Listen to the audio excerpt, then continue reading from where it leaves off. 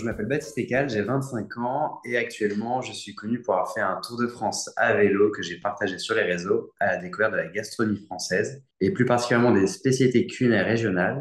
Donc je fais des vidéos que je partage sur les réseaux sociaux, donc certains diraient que je suis un influenceur. Je préfère le terme créateur de contenu, mais c'est plus simple pour que les gens comprennent. Je suis parti donc en solitaire faire un tour de France à vélo pour la simple et bonne raison qu'à la fin de mes études, il fallait trouver quelque chose à faire. Et là, mon ancien maître de stage a été assez clair sur le fait que si je voulais voyager, c'était plutôt maintenant, quand j'ai pas de contraintes en fait. Donc la grande question, c'était ensuite de partir où pour faire quoi. Et au bout de quelques temps, je me suis rendu compte que en fait, avant de partir faire un tour du monde, ça avait peut-être plus de sens de faire un tour de France pour découvrir déjà le pays. Donc le Tour de France est venu comme ça. Ensuite, pour voyager, je voulais avoir une thématique. Je voulais pas non plus me lever tous les matins à la fleur au fusil sans savoir où j'allais aller. Donc la gastronomie, c'est venu parce que du coup, j'avais plein de projets en rapport avec la gastronomie, mais surtout parce que en Bretagne, j'y vais depuis que je suis petit tous les étés. Et à chaque fois là-bas, dès que je me réveille, dès que c'est le jour de marché, je vais prendre des galettes saucisses au petit-déj. Donc c'était un matin où j'avais une galette saucisse dans chaque main, où je me suis fait la réflexion que en fait, je connais plutôt bien les spécialités du coin parce que je vais dans la région depuis que je suis petit, mais pas forcément celle d'ailleurs. Et c'est pareil pour plein de gens qui ne viennent pas en Bretagne. Et pour moi, venir en Bretagne et pas manger une galette saucisse ou au moins une galette bretonne, ça a un peu loupé son passage, qu'on se le dise. Donc, je voulais faire la gastronomie pour faire les spécialités culinaires de chaque région. Et le plan a été en fait de mettre en avant les artisans, montrer les savoir-faire qu'ils ont derrière le produit. Et ensuite, le vélo, c'est venu parce que j'ai pensé à ce projet en juillet. Et en juillet, bah, tous les ans, il y a le fameux Tour de France qui passe à la télé. Et là, ça a fait tilt. Je me suis dit, bah oui, oui, tu vas faire un Tour de France, Baptiste. Ça ne se fait que d'une seule et unique façon, c'est à vélo. Je suis parti le 22 janvier 2023 et je voulais avoir fini pour Noël initialement. J'ai finalement fini le 28 juillet 2024, je crois, de mémoire. Pendant un an et demi, j'ai réussi à faire 136 interviews différentes à travers les 12 régions françaises. J'ai essayé de faire entre 10 et 15 spécialités par région. Donc tout ça, c'est du travail que j'avais fait en amont avant de partir pour sélectionner les spécialités que je voulais faire absolument. À partir de là, j'ai essayé de voir s'il y avait des gens qui étaient particulièrement connus ou reconnus pour bien faire ces spécialités. Donc, soit qu'ils avaient gagné un concours, sinon qui était juste sur Internet, où les gens, sinon, du coin m'en parlaient, en disant, bah, faut absolument que tu ailles là-bas. Une fois que j'avais l'artisan, je cherchais ensuite le logement le plus proche et je me baladais comme ça. Donc, en fait, je passais continuellement mon temps à organiser mon voyage tous les jours pour la semaine qui arrivait. Donc, c'était l'organisation constante. Et quand j'arrivais voir un artisan, au début, on parlait un peu, on fait connaissance. Et ensuite, une fois qu'on avait fait un bon lien, je commençais à demander si on pouvait filmer. Parce que c'est plus simple une fois qu'on a créé un lien avec quelqu'un pour le mettre à l'aise plutôt que d'arriver direct, d'embrancher la caméra et dire bon, go. Oui. Non, c'est quand même mieux de parler avant. Donc, ça se fait comme ça. Et ensuite, les interviews se font. Donc, selon les spécialités, ça pouvait durer entre une demi-heure, voire plusieurs heures selon les produits. Et ensuite, après, souvent, je restais encore derrière pour parler avec eux. Donc, il y a des artisans avec qui je pensais passer une heure et finalement, je suis resté 7 heures avec eux. On a déjeuné ensemble. Il y en a quelques-uns avec qui ça a duré, mais sinon, c'est ça. J'appelle, je trouve un logement, je vais au logement. Le logement, je pars le matin parce que c'est toujours le matin que j'ai rendez-vous avec l'artisan.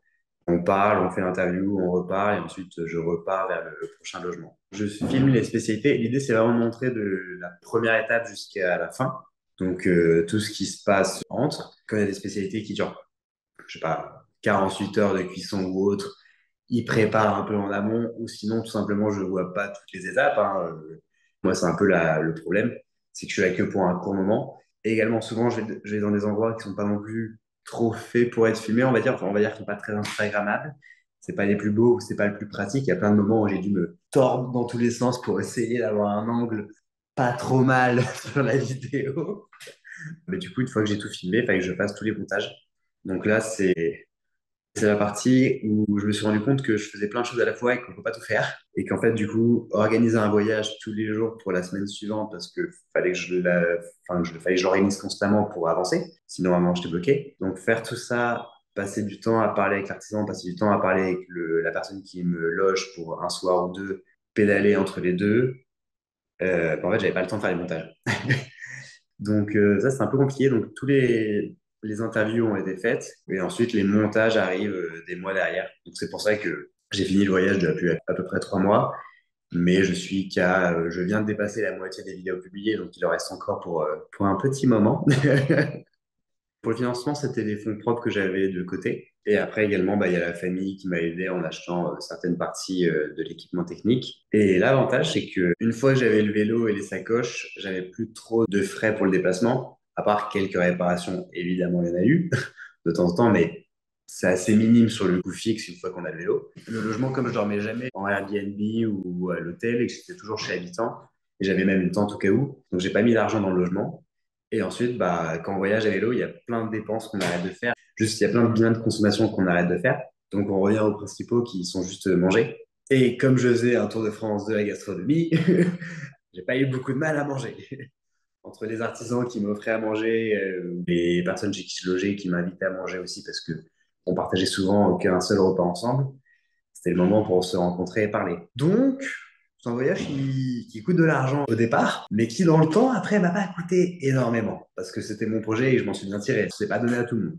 Les réactions de la famille et des amis, donc il y a vraiment les deux extrêmes. J'ai quelques amis qui ne croyaient pas du tout, qui n'ont pas forcément osé de me le dire. Il y en a un qui me l'a dit, enfin qui me l'a écrit, mais j'ai lu ça plus tard après être parti. Il y en a plein qui se disaient, OK, il a un super projet, mais est-ce qu'il va le tenir? C'est la grande question. Mais je pense que ceux qui me touchaient un peu plus, c'était plutôt mes parents, parce que c'était le premier grand voyage et l'idée, c'est d'en faire d'autres derrière. Et mon père avait surtout hâte de voir si je partais, parce qu'entre le moment où j'ai eu l'idée en juillet et le départ en janvier, il y a 6 mois. Donc, au bout de 6 mois, il disait, OK, tu vas y aller, garçon. Et moi, dans ma tête, c'était clair, hein. J'avais juste dit que je partais en janvier pour le début de l'année, donc le plan ne changeait pas, hein.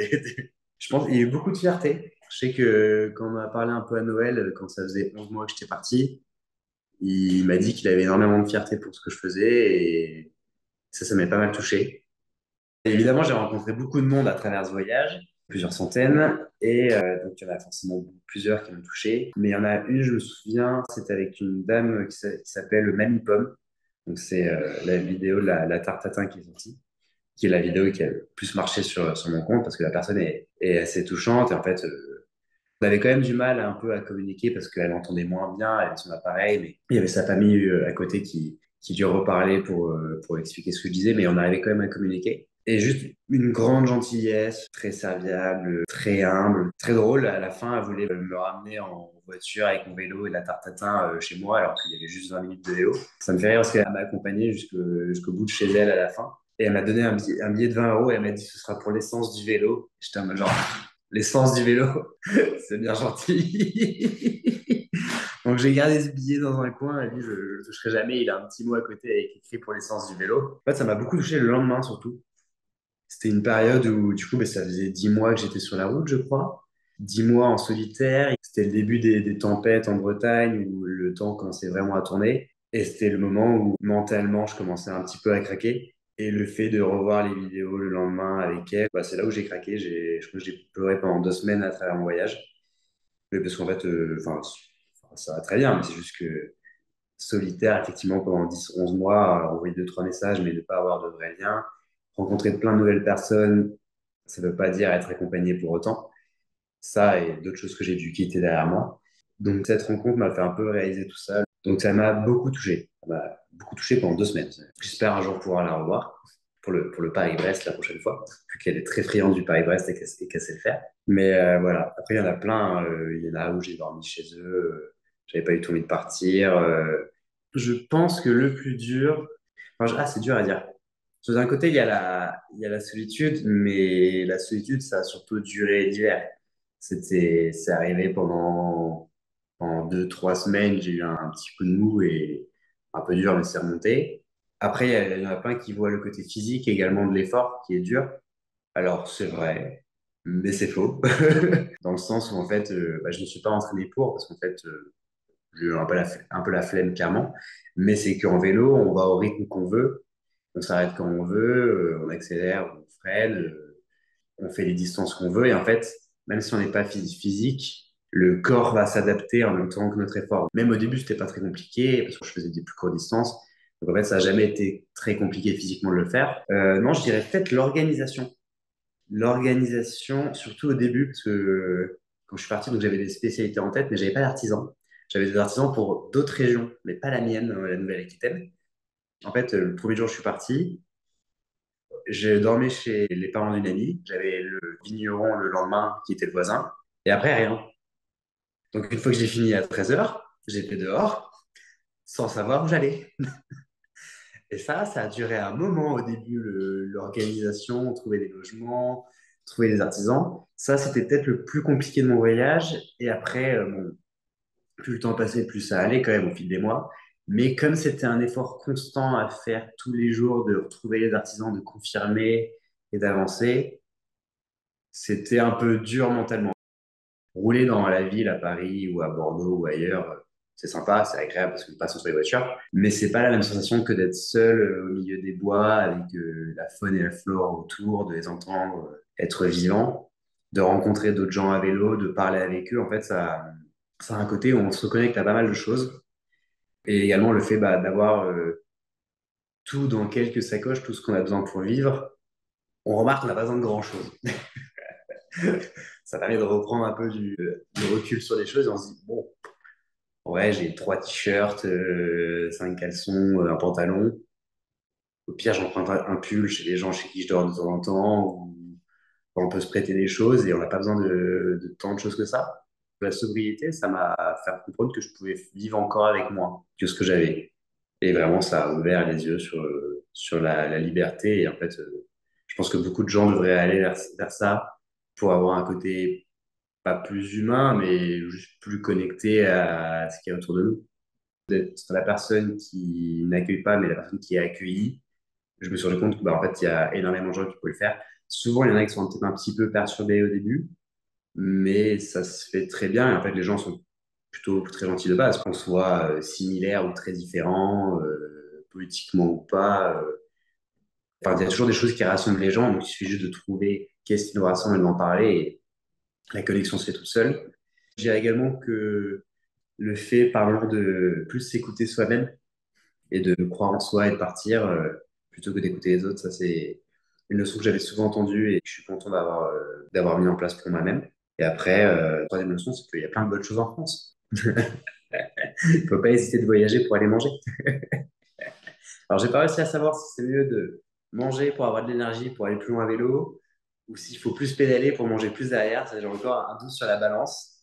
C'est vrai que souvent, enfin, moi y compris, genre, j'aime bien essayer de tout organiser, enfin, je suis toujours comme ça, mais de tout planifier, de faire les choses un peu quand elles sont parfaites.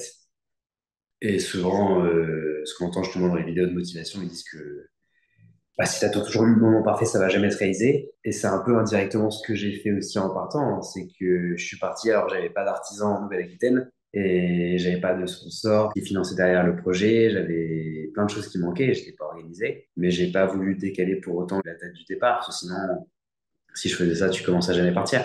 Donc moi, le conseil, si quelqu'un veut faire un voyage comme ça, le premier conseil, c'est si tu pars, enfin si c'est dans un pays étranger, il faut prendre un billet d'avion ou autre, ou un billet de train. Prends ton billet, mets-toi la date et après, vas-y, hein. Plein de choses que tu vas faire au début qui vont pas marcher, ou tu t'en rends compte que faut le faire autrement, ou t'as pas besoin de telle chose ou telle chose. T'apprendras toujours sur le moment, donc autant juste partir. T'avanceras plus vite en étant sur le chemin qu'en restant à la maison à planifier. Donc juste se lancer. Donc le premier jour, je partais, donc je faisais adieu à mes amis. Et il y avait juste 3 heures de route, je crois, seulement. C'était pas non plus énorme. Mais en fait, ce premier jour, je suis tombé 4 fois. J'avais des pédales où on accroche les chaussures dessus. Donc, il faut s'habituer déjà à savoir les enlever et pour pas tomber. Chose que je n'avais pas faite avant. Que j'avais 25 kilos de bagages sur mon vélo et que je n'étais pas habitué à ça. Je n'avais pas roulé avec mes bagages avant. Je ne m'étais pas entraîné vraiment. Donc, déjà, je suis tombé, avant d'avoir fait un premier mètre, je suis tombé devant chez moi en mettant un pied sur les cales et je suis tombé direct avec le poids des bagages. Donc, ça commence bien. Je suis tombé plusieurs fois du coup dans la journée. Et en fait, le premier soir, je devais arriver à 18h30 chez Habitant. Je suis arrivé à 20h30. Donc, sur une route de seulement 2-3 heures, à arriver à avoir 2 heures de retard, c'est quand même beaucoup. C'est beaucoup, beaucoup. À un moment, je devais longer la Dordogne, je crois. Et je prenais Google Maps à l'époque et il me disait d'aller tout droit. Et à un moment, je ne pouvais plus aller tout droit. Il y avait un énorme buisson. Et c'est marrant parce que du coup, j'ai regardé les photos l'autre jour. Moi, je m'étais dit que je pouvais contourner à droite et prendre à gauche. Et quand je regarde la photo que j'ai prise de nuit avec ma lampe torche, on voit clairement à droite un petit panneau rouge avec marqué propriété privée. Donc, je suis rentré dans le terrain, le champ de quelqu'un. Et dès que je voulais trouver une sortie, dès que je trouvais une sortie, il y avait un grillage. Donc en fait, je me perdais. J'ai pas arrêté de me perdre. Je suis tombé 2 fois dans le champ qui était de la terre gadoue. Donc en fait, la quatrième fois où je suis tombé, la tête dans la gadoue, là j'ai poussé un petit cri d'énervement pour dire mais c'est pas possible, c'est quoi ce projet à la qu'est-ce que je fais là? Le moment qui était un peu dur du coup, c'est je vais sur Instagram et je vois tous mes amis avec lesquels j'y vais qui font coloc chez WAM qui sont en train de faire une soirée crêpes. Donc là, mentalement, ça a été très dur. Il y avait deux options. Soit j'arrêtais ce projet qui pour l'instant n'avait vraiment pas de sens depuis quelques heures. Je rentrais, j'étais au chaud chez moi et j'allais manger des crêpes et c'était bon. Soit on serrait les fesses et on se débrouillait pour aller tout droit et arriver à un moment. Et c'est ce que j'ai fait. C'est ce que j'ai fait. Je me suis dit que bah, c'était que le début et de toute façon des merdes, il y allait en avoir. Donc faut continuer. Et ça, c'était le premier gros coup dur. Après, je pense pas qu'il y en ait eu d'autres. Il y en a où c'était physique, où je me dis, bon, on va peut-être faire une pause là maintenant parce que ça fait 6 heures que tu pédales sans avoir posé le pied à terre. Au bout d'un moment, il faut peut-être le faire quand même. Mais il n'y a pas eu de question de... Ah si, bah, à part le moment de solitude en octobre-novembre, là, 2 semaines un peu de craquage, où là, je remettais en question mon projet. Mais là, c'était ouais, c'était plutôt psychologique où ça craquait. Sinon, que le premier jour, j'ai remis le projet en question que quelques minutes. C'était vraiment pas agacement après avoir eu la tête dans la gadoue une fois de plus et voir des crêpes que je ne pouvais pas manger que c'est monté que la moutarde est montée au nez. Mais sinon, ça durait pas. Je suis parti parce que du coup, ben, mon ancien maître de stage m'a dit voyage maintenant tant que tu peux parce que tu es jeune, tu pas, justement pas de contraintes. Si je lançais un commerce, j'allais mettre des années avant que ça marche. Dans quelques années, une vie de famille allait sûrement commencer. Donc lui qui avait un premier bébé depuis un mois dans les bras m'a dit clairement écoute-moi. Et en fait, ce conseil, j'avais souvent entendu de plein de gens, mais pas forcément à moi qu'on le disait, mais c'est quelque chose qu'on entend quand même. Mais c'est comme plein de choses qu'on entend et ok, il rentre dans une oreille, ça sort de l'autre et on n'acte pas forcément sur ça. Et je me suis rendu compte que j'étais très content de l'avoir fait parce qu'en fait, du coup, j'ai rencontré plein de gens sur mon voyage et il y en a plein qui m'ont dit genre c'est génial ce que tu fais. On a toujours voulu le faire, on n'a jamais osé le faire, ou on n'y pensait même pas, et maintenant on le réalise. Et en fait, c'était ça avec tout le monde, sauf 2 personnes. Il y a 2 personnes qui ont voyagé toute leur vie chez qui j'ai dormi, et qui m'ont dit, tu fais vraiment le meilleur choix de ta vie. Tu es en train de réaliser quelque chose d'incroyable. Nous, on a fait ça toute notre vie, on a profité toute notre jeunesse comme ça, jusqu'à 40 ans. Et ils sont pas plus en décalage avec les autres maintenant, ils sont juste beaucoup plus ouverts sur le monde, ils sont plus intelligents, ils ont une vision du monde différente, mais très complète. Et ils nous ont dit, directement, tu sais, on ne sait jamais combien de temps on a à vivre. Plein de gens qui vont vouloir économiser pour leur retraite, penser à plus tard. Ok, c'est bien, il faut avoir des plans sur l'avenir. Mais il y a tellement de gens qui arrivent des accidents ou qui se rendent compte que ils se pourrissent la santé pendant des années, en fait, pour pas profiter derrière. Donc, je dirais, mon conseil serait effectivement de profiter de sa vie. Si vous voulez voyager, voyagez, hein, parce que on peut voyager à 70 ans. Mais on n'a pas la même énergie quand même. Hein. Faut pas, faut pas non plus trop se fermer les yeux. On a peut-être plus d'argent, mais c'est pas pareil. Et de l'argent pour voyager, il en faut, mais il en faut pas non plus tant que ça. Plein de gens qui voyagent sans argent, qui travaillent un peu par-ci par-là, faire du woofing et avoir un vélo pour voyager, ça coûte rien. Il y a tellement de façons différentes de le faire. Donc voilà, se lancer dans ces projets avant qu'il soit trop tard parce que on ne sait pas quand la deadline arrive. On sait quand on est, mais on ne sait pas quand on meurt. Donc autant profiter entre les deux. C'est le moment où je la reçois sur la figure. Vous êtes prêts? Pour cette vidéo, j'ai rencontré Mamie Pomme qui va nous faire découvrir la tarte tatin, la 65e spécialité culinaire de mon Tour de France à vélo. C'est une pâte feuilletée.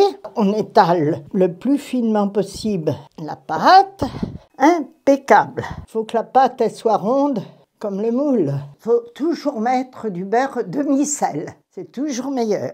Alors, pour un moule de cette grandeur-là, je mets 130 grammes de beurre. C'est important de mettre que des bonnes choses. Moi, je pars du principe que je mets toujours des ingrédients ordinaires, mais de bonne qualité. Alors après, on met bien le sucre tout autour, de façon que le caramel se fasse. J'en mets 140. Alors ça, c'est de la golden, hein. Voilà. Alors maintenant, vient le temps de l'épluchage. On n'est pas obligé de mettre les pommes comme moi je le fais, hein, mais comme j'ai un petit appareil, autant que je m'en serve. Il y en a qui les coupent en 4, chacun le fait à sa manière. Bon, on va en placer déjà une partie. Si ça voulait ne pas bouger, ça serait bien. Voilà. Là maintenant, il va falloir surveiller que le caramel se fasse. Il y en a pour un quart d'heure, 20 minutes. Il y en a qui font ça dans la poêle. C'est pas le moule à tatin.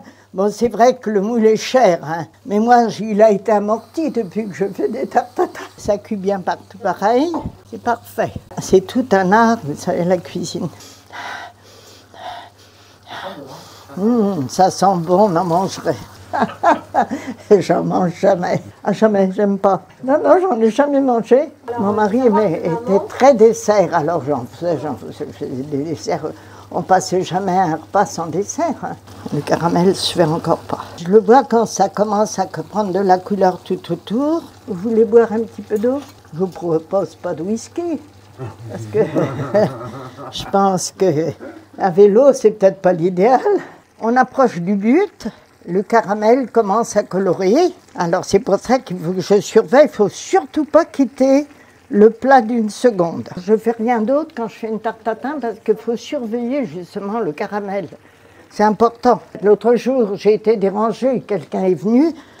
Elle était presque comme ça, ma tarte tatin. Je voudrais quand même pas qu'elle soit ratée aujourd'hui pour vous. Vous voyez, ça commence à être un peu plus noisette là. Le moule est très chaud. Hop! Alors on attend 5 minutes et on met la pâte dessus. Voilà. Vous voyez, c'est ça qu'on appelle un trottoir. C'est cette partie qui rentre dans la pâte. Mais moi, je préfère faire un petit trottoir et que mes pommes se tiennent bien. Voilà. Et on enfourne pour une demi-heure. Elle est belle, hein? Elle est presque aussi belle que moi. Je suis modeste. J'ai dit presque. Eh ben, elle est dorée à point. Oh, qu'elle est lourde. C'est le moment où je la reçois sur la figure. Vous êtes prêts? J'ai fait il y a 2 jours de la gelée. Maintenant, on respire quand elle est retournée. Eh bien, écoutez, encore une de plus. Pas trop mal réussi, je pense. C'est à vous de jouer maintenant, parce que c'est à la portée de tout le monde. Tout le monde peut faire une tarte tatin, même encore plus belle que la mienne. Et maintenant, si vous souhaitez découvrir d'autres spécialités de mon Tour de France gastronomique, ça se passe sur mon compte.